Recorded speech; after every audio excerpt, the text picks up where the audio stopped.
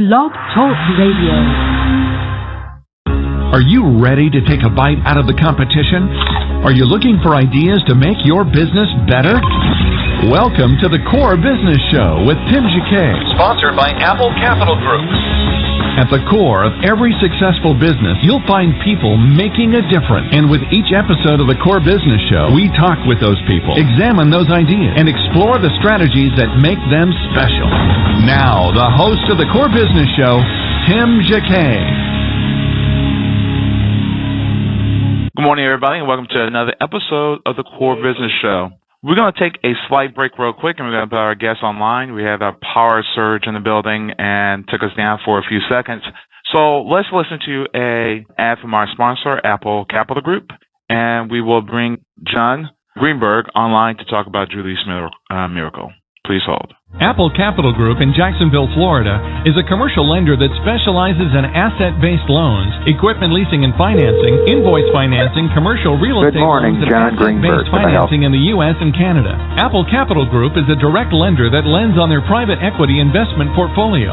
90% of most loans are decided within 2 hours, and vendor funding within 24 hours after documents are completed, with a one-page application. No slow no's, just a quick decision and a fast yes. To get more information about lending from Apple Capital Group, call 866-611-7457. That's 866-611-7457 to speak with one of our loan specialists. Or visit us right now at applecapitalgroup.com. Are you ready to take a bite out of the competition? Are you looking for ideas to make your business better? Welcome to the Core Business Show with Tim Jacquet, sponsored by Apple Capital Group. At the core of every successful business, you'll find people making a difference. And with each episode of the Core Business Show, we talk with those people, examine those ideas, and explore the strategies that make them special. Now, the host of the Core Business Show, Tim Jacquet. Well, good morning, everybody, and welcome to another episode of the Core Business Show. I'm Tim Jacquet, your host. Today, I have a pleasure of having John Greenberg. He is an author of Julie's Miracle. And if you have any questions of him, please give us a call at 347-324-3460. 347-324-3460. If you have a question, you can also post it in the chat room, and we'll go ahead and read it on the air. John, welcome to the program. Well, thank you ever so much for having me, Tim. Great. Really appreciate you joining us this morning. Our topic today is about your book, Julie's Miracle, and is talking about sexual abuse. I think someone sent me the title, Sexual Abuse, the World's Ugly Secret. Can you tell us about yourself first, and we can segue into the show itself? Okay. Well, I am an author mostly of nonfiction works, and I have worked with a diverse group of people over the years, everything from legendary football coaches, legendary football players, sea captains, world heavyweight boxing champions, men that have struggled with the paranormal their whole lives. And I have also had the privilege of working with Judy Moore to help tell her story, a real gut-wrenching story about surviving incest and rape and achieving healing and recovery. And this is somewhat of a career highlight for me because it has really gotten me involved in something that is far bigger than sports, than business, than everything else. It is really at the root of society and civilization. Wow. Kind of give us just a small blueprint what this book is really about. Well, this book, it is a really rough story. You know, I've got to caution people, this is a nasty story. It is something that Stephen King couldn't even conceive. It's been described to me as an eerie tale, but it is also a tale of hope, a tale of joy, a tale of triumph, because we're talking about someone who has endured absolute misery and has come back. And this is why it's titled Julie's Miracle, because by all rights, she should be dead by now. There's no way that you can imagine somebody going through what she went through. She was abused by her father from a very young child all the way up through young womanhood. And then when that was finally over, she was brutally raped by a thug who went on. The law failed as far as prosecuting him, and he went on and killed a young mother after raping her. And he's serving a long sentence, but he is up for parole.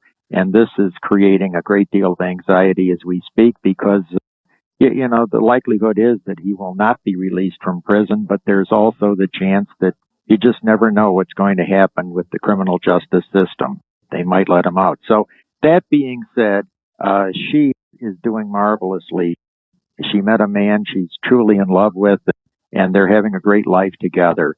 So one of the reasons that this story is so important from my standpoint is that there's a happy ending to it. Remember that classic wonderful movie, A Color Purple, or The Color Purple, where this character played by Whoopi Goldberg, she went through such terrible things, and then, she hung in there and life became better for her. And that's the message that all these victims, these survivors of incest, child sexual abuse, child abuse, rape, we want them to realize that life does get better, that they're not alone, that there are people out there that have had these terrible things happen to them, and that they can still come back, and they shouldn't just give up, that they should come forward, they should tell their stories, and that's how they are going to be helped, and that's how they will achieve healing and recovery. Wow. Let's take a step back towards her past and the abuse of her father. Did she say how old was she when this first started? Yes, absolutely. She was about 5 years old. Now, he had been grooming her from infancy. It started with him going beyond the borders of that any parent should go.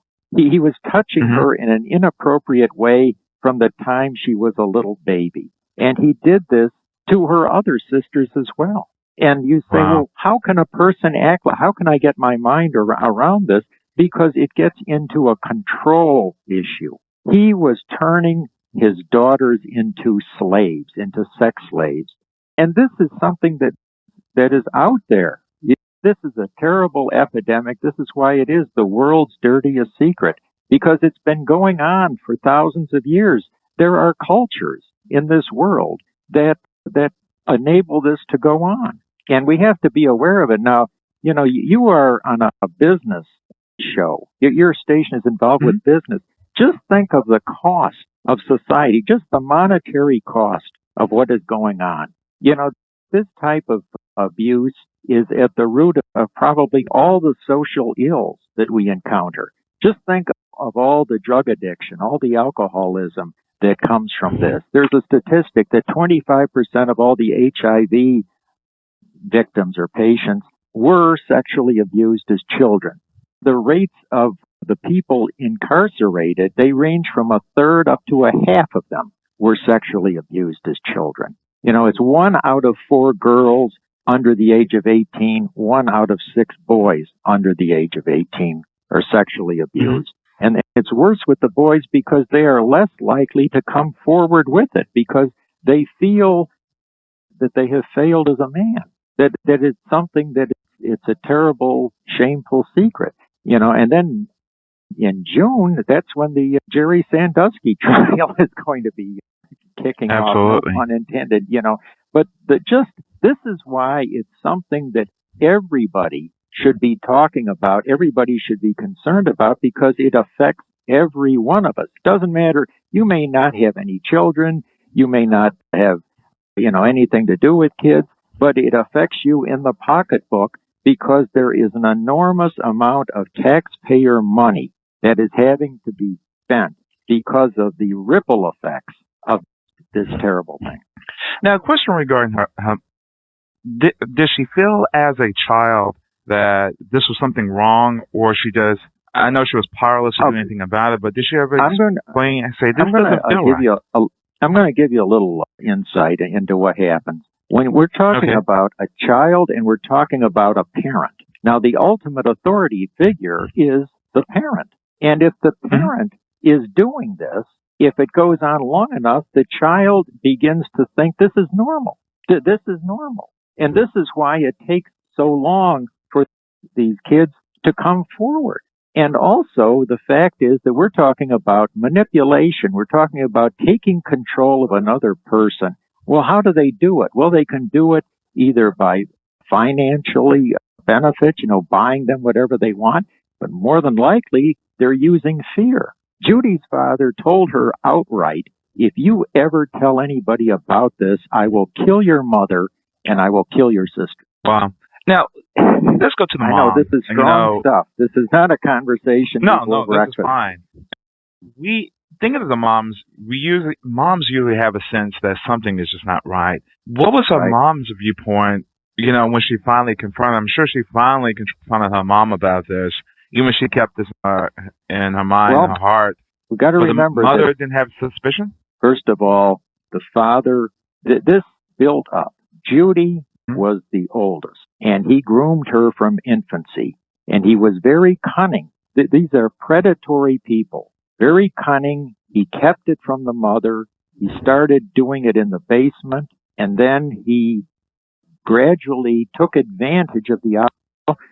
The mother was suffering from illness, and he would over-medicate her so that he would gain opportunity to go out on rides in the car to get Judy away from her. He did not work. He did not want to work. He was very cunning and predatory in setting up opportunities for his deviant behavior. Wow. Taking, for example, even she was medicated, just thinking of for example, there were some signs when it came to Jerry Sandusky. People knew about, they suspect, they did call him out on it, but they didn't act on it. And he was allowed for many decades to just molest boys, which is, guys are not mean. Boys necessarily is not going to step forward. I mean, you really take a little bit something, you take something from them. And why society, for example, when you approach to that, you almost have to threaten to held everybody accountable. For example, as teachers, when that came out 20 years ago, they say, now you're held accountable if any child come to you and say they have been touched, you have to report that to authority. That means you have to report to your principal. They say you're responsible, not the school. So if they tell you and we find out, you immediately are supposed to call the legal authorities. Then you can let your superiors know at the same time. But that's the protocol. There's, you don't wait until the end of the day. You tell now. As far as protocol goes, there's no real overall protocol involved. This is all a local issue. Goes state by state. It varies. There's no such thing as an overall national policy on what to do as far as reporting this. And then you've also got to remember that we're talking about cunning, predatory people who will invest time and money and will go to any length to orchestrate this whole thing. And the ones, they used to talk about the stranger danger, the, nasty man who's going to suddenly appear in a neighborhood and grab some little boy or girl and put them in their car and drive off. Those are not really the people you have to worry about. You got to worry about who is in that child's inner circle. Because more than likely, in 90% of the cases, the abusers are people that are beyond suspicion. And this works because we're talking about predatory people.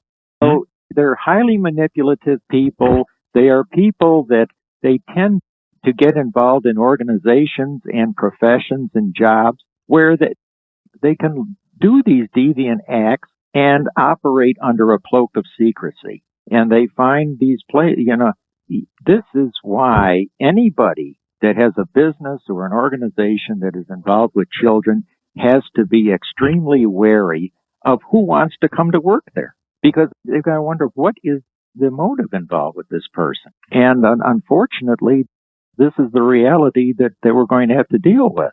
I mean, we run into situations, since I've been doing this book, I've actually been more and more in contact with people. I'm down here in Florida, and we have a problem with stepfathers. There are the men that had actually target women with children with a long-term goal of getting involved with the children. Wow, that's amazing. I mean, you see these things on television, and in the back of your mind, you say, well, someone would be that cunning to do that? Have you interviewed anyone who was a predator, and did they talk about the psychology, what caused them to do this? I haven't actually sat down with a predator. Now, I've got another project going on a man who was sexually abused by a priest. And this man actually recorded conversations that he had years later with the person. And what we're talking about is someone that will not accept their guilt. They constantly come straight up. denial. I've heard the recordings, and they are in denial. And denial is not a river in Egypt. I mean, they just will come up with all types of semantics and terms, and they will say, well, that you were very kind, and there was a question of you were curious, and they will always make it appear that the victim was the one that actually led them into committing the deviant act. They will come to if the kid comes to them, they'll say, well, if you want to talk to your parents about it, let's just get it right out in the open. Let's just go to them, and let's just sit down with them, and most fathers, they would be worried. They'd be scared to death. The kid would say, I don't want to admit to my father that I did this stuff. I don't want to admit to this, and as far as Judy was concerned, he would not allow those kids to leave the house unless they went to school. And when they came back home, he didn't want any boys around the house. He didn't want any man talking to his daughters. He didn't want them wearing any makeup. He ran a very tight operation. He would go into rages. They were scared to death of him. So you have to wonder, the people that are very close and protective of their kids, sometimes they're doing that for a reason, because they want control of them. Total control. Wow. Now, I have someone look for. I beg your pardon? No, go ahead, and we'll talk about someone that's posted a question in the chat room. Go ahead. Sure. Okay. There's another factor involved. It's what they call the mama's boy, because most of the predators that I've learned a great deal about, the commonality was they had a mother that was a huge part of their life, and that they could go back and that would bail them out whenever any problems came up. Whenever Judy's father was running into a rough patch at home, he would just call up his mother and ask for money, and he'd go back to her home in the hills of South Carolina. Wow. So you have a mother who is basically enabling some of this dysfunctional behavior. His son. But, moms got to take the responsibility. If they know their child is doing something wrong, they should talk to them and try and make some corrective action, because... Well, the child has to talk to them, first of all. Yeah. Now, if the child is scared to death, or if the child is getting so much in the way of material goods, if the child is being plied with drugs and alcohol and being bought all these things that they want, that's going to make it harder for the child to come forward, because the child feels that they're entitled to these things and that this is a normal situation, that they're getting something out of it. But it completely ruins them for the rest of their life, because they're going to have a completely distorted perception over money, over what things are worth, over what they really should be doing, over right and wrong. They will even clone some of the manipulative aspects of this abuser, and they could very well become an abuser themselves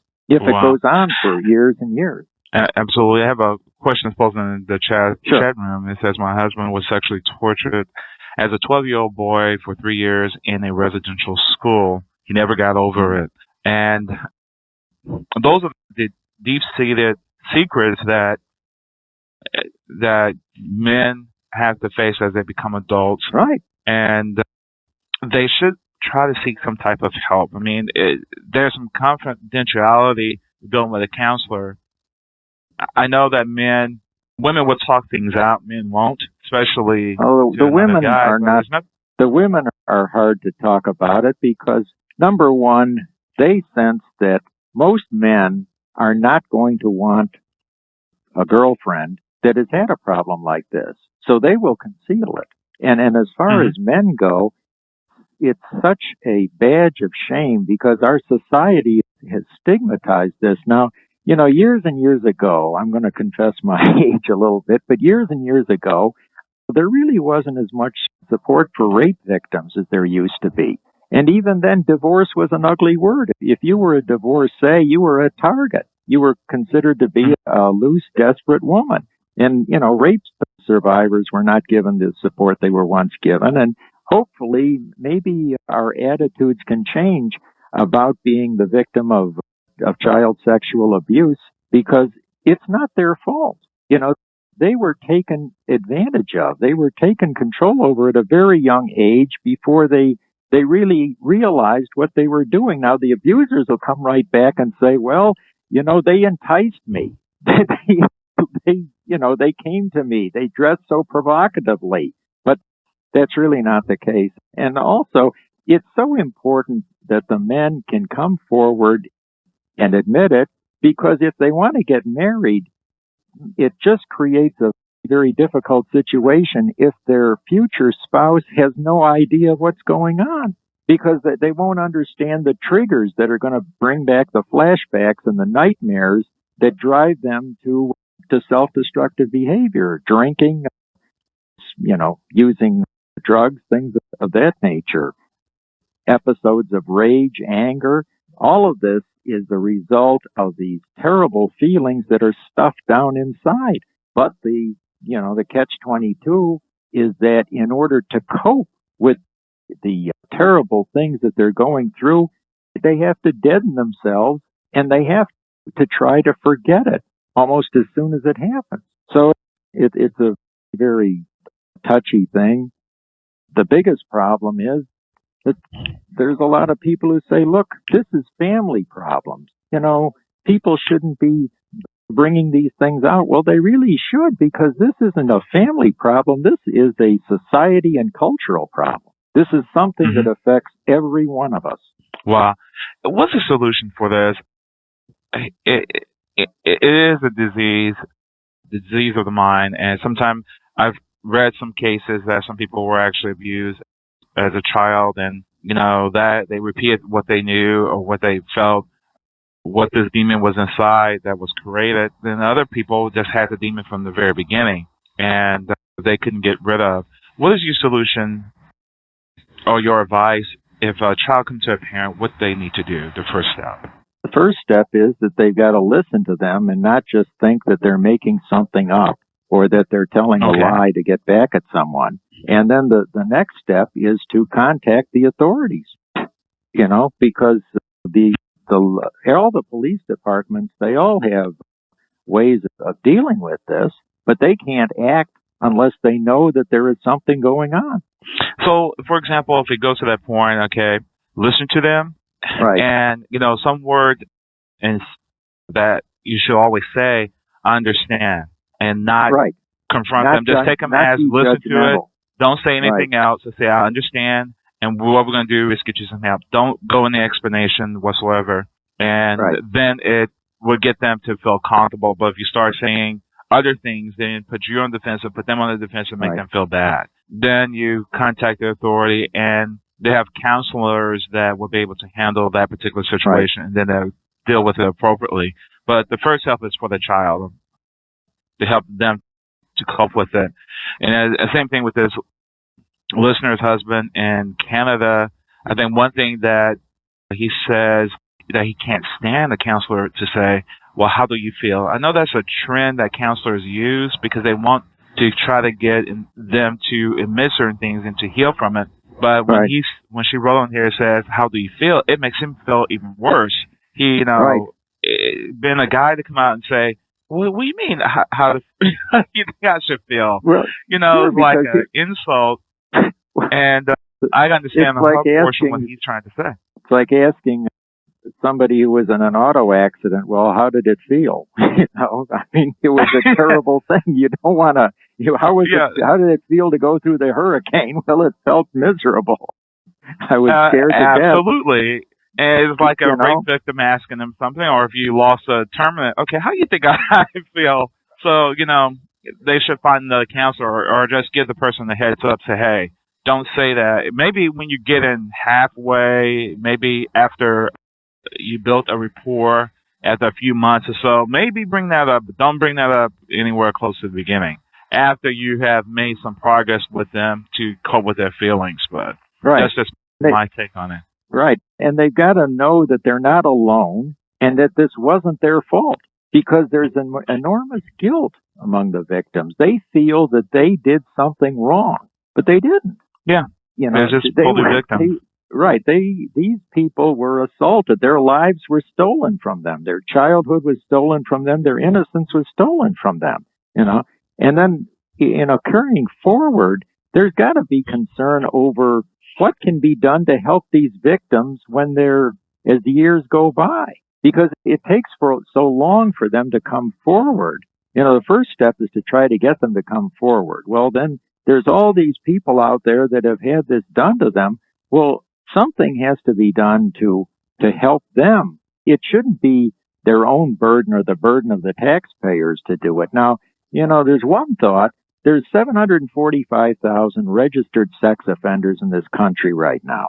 And those are the ones that were convicted and, were officially adjudicated as sex offenders. What if each of those paid $10 a week, towards helping the victims?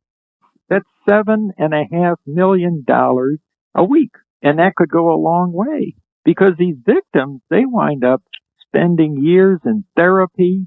There's also the destructive aspects of acting out from all of this pain. But something has to be done. It can't be where you're just going to put the offenders in prison. The offenders should be making restitution. And they should would be nice if they would go to a center and make this payment in person and realize, and be exposed to various programs and literature that could help them deal with these deviant thoughts that they have. Well, so there's. We're going to go ahead. You were about to say. No, I was talking. I know we're going to wrap up the show in the next 3 minutes and segue to your other book real quick. But do you have some helplines for men and women and teens to get some help? A man can be 60 years old, but if there's a central number or a central organization that they can reach out, then anonymous, and to try to begin that process of repairing their mind. I mean, it's just not like you repair your body with a doctor there, but also to try to get some help for your mental health. Do you know there's some organizations? They have these survivors networks in every community, and the survivors networks are very good at. We're going to take a break for a second, and we're going to wrap up the show. So give me a few minutes. We'll take a break from our sponsor. You're listening to the Core Business Show, sponsored by Apple Capital Group. Apple Capital Group in Jacksonville, Florida, is a commercial lender that specializes in asset-based loans, equipment leasing and financing, invoice financing, commercial real estate loans, and asset-based financing in the U.S. and Canada. Apple Capital Group is a direct lender that lends on their private equity investment portfolio. 90% of most loans are decided within 2 hours, and vendor funding within 24 hours after documents are completed, with a one-page application. No slow no's, just a quick decision and a fast yes. To get more information about lending from Apple Capital Group, call 866-611-7457. That's 866-611-7457 to speak with one of our loan specialists. Or visit us right now at applecapitalgroup.com. Again, we're coming back with the Core Business Show with Tim Jacquet. I guess we're going to go ahead and conclude the information. We were talking before the break, John, regarding networks that people can go to try to get some help. Do you know of any offhand? Yes, they have survivors groups in their various communities. And then I went through training with an organization called Darkness to Light, which is based in South Carolina. And that's something that basically everyone should get involved with, because it helps them to understand the concept of child sexual abuse. It gives them a background in it, all the warning signs, and really anybody that is involved with children should undergo their training to become a steward of children. I went through it, and I highly recommend it. That's Darkness to Light, and they're up in South Carolina. Okay, great. South Carolina, because I'm in Florida. Tell us where we can get your book. Okay, they can get Judy's Miracle through Amazon.com. They can go to Amazon paperbacks, and I believe that if they type in Judy's Miracle in the search bar and go to page 2, they'll find it right there. Otherwise, they can contact me at greenbergjohn@yahoo.com. That's GREENBURG, John, one word, at yahoo.com. Okay, perfect. Well, John, again, thank you for being on the program. I really appreciate it. Okay. Giving us this wealth of information. And what we're going to do is segue out and go into the second program. Guys, thank you for listening. You can download this show on iTunes or Blog Talk Radio. Thank you for listening, and have a great day. Thank you for listening to the Core Business Show with Tim Jacquet. For a free quote on equipment leasing and financing, visit our website, applecapitalgroup.com. That's applecapitalgroup.com. And fill out the information to receive your free quote. We hope you'll join us for our next episode. And remember, you can always get to the core via iTunes. You'll find all our previous episodes there. Thanks again for listening to the Core Business Show with Tim Jacquet.